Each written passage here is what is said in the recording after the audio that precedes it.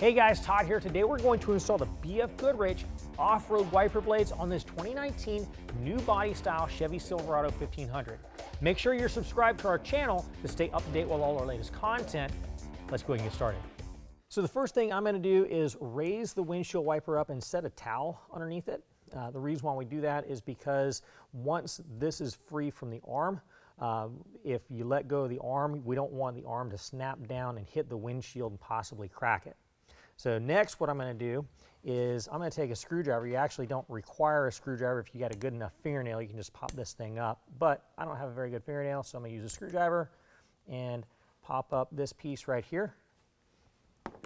Next, I can just take the windshield wiper blade and push towards the arm. That is going to free it from the arm, and I can then lift the arm right out.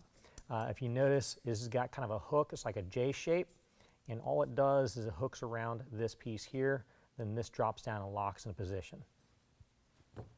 Okay, now here's our new BFGoodrich wiper blade. This is the connector right here. What we're going to do is lift up the factory wiper arm, and it's just going to hook right over top of the connector.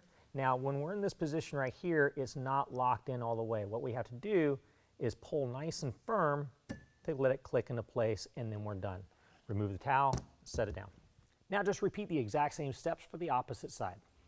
Well, that concludes the installation. If you found this video helpful, don't forget to give us a thumbs up. If you want to know more about the product, check the link in the description below.